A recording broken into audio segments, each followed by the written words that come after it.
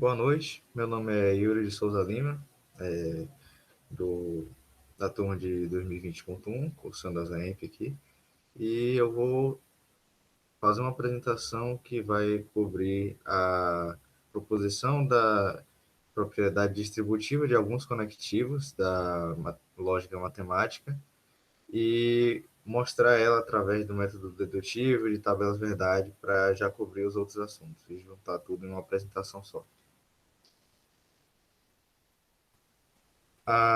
Essa proposição ela tem o propósito de garantir que sempre que A tiver o valor verdadeiro, B também tem o mesmo valor. Quando A for falso, B também tem o mesmo valor. E então, por equivalência, os dois valores são iguais, as duas tabelas são equivalentes, ou seja, o resultado de uma é sempre o mesmo resultado da outra.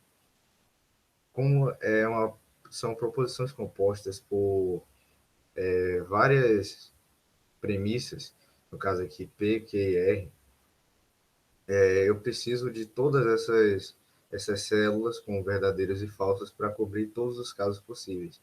Não estou mostrando aqui, mas isso é para mostrar que para cada caso que P for verdadeiro, vai ter um caso que Q é verdadeiro, um caso que ele é falso, e a mesma coisa com R, um caso que ele é verdadeiro, um caso que ele é falso, para cobrir todas as possibilidades. E a ideia da equivalência é que em toda e qualquer possibilidade, em toda e qualquer combinação dessas premissas, os resultados têm que ser iguais. Não necessariamente eles precisam ser todos verdadeiros, ou eles podem ser todos falsos também, que também é uma tautologia e a equivalência se mantém. Explorando a bicondicional. A equivalência ela é a forma verdadeira da bicondicional. A bicondicional, como vocês podem ver aqui na tabela, ela pode dar verdadeiro ou falso, porém a equivalência considera apenas os resultados verdadeiros. É uma tautologia da bicondicional. E a bicondicional ela é formada basicamente uma, por duas condicionais entre as premissas que ela utiliza. Ou seja, A bicondicional B é igual a se A, então B, e se B, então A.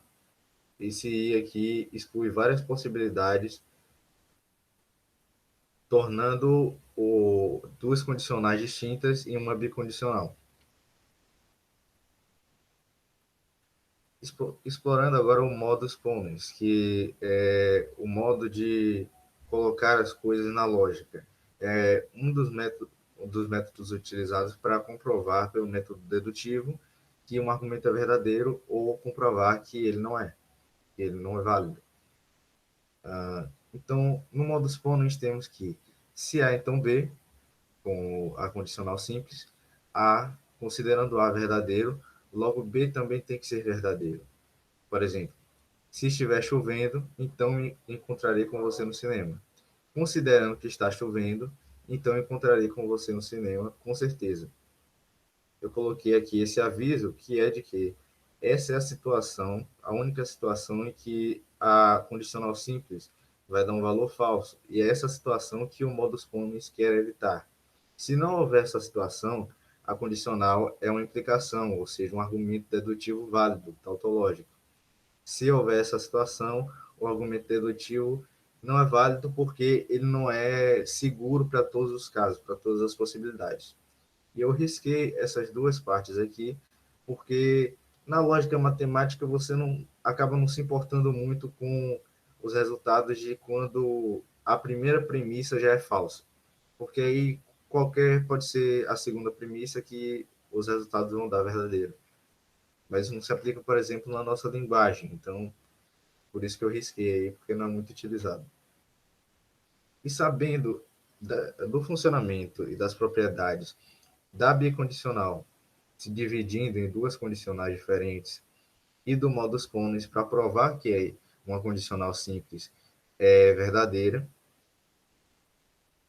dá para utilizar o modus ponens nessas subdivisões da bicondicional, e só de ver que a tabela verdade dessas subdivisões de P, I, Q, R, se P, I, Q, R, então P e Q ou P e R. E a mesma coisa para outra condicional que eu não vou repetir porque eu vou me embaralhar. Mas só de olhar que as tabelas verdade delas são todas compostas de valores verdadeiros, já dá para entender que ambas as condicionais são tautológicas, são implicações, e elas vão gerar uma equivalência quando forem transferidas para a bicondicional. Isso pode ser comprovado para quem está estudando circuitos digitais, quem é mais fã de álgebra mesmo, de cálculo, utilizando álgebra booleana. O i passa a ter valor de multiplicação, o ou passa a ter valor de adição booleana, lembrando, e a equivalência é só meio que um sinal de igual. Então, por exemplo, considerando que P seja verdadeiro, Q seja falso e R seja verdadeiro, e sabendo que verdadeiro é igual a 1 na álgebra booleana e falso é igual a zero, dá para fazer esse cálculo aqui funcionar com números e a gente poder realmente ir decompondo a operação até chegar a uma equivalência. Chega um ponto em que os valores são iguais. Não necessariamente eles precisam ser 1, eles podem ser 0 igual a zero, que estando iguais está tudo certo. E essa é a grande mágica da equivalência, que você pode fazer isso com qualquer combinação de valores falsos e verdadeiros entre as proposições, que se for uma equivalência, a tabela verdade dela vai apresentar somente valores todos iguais, todos verdadeiros.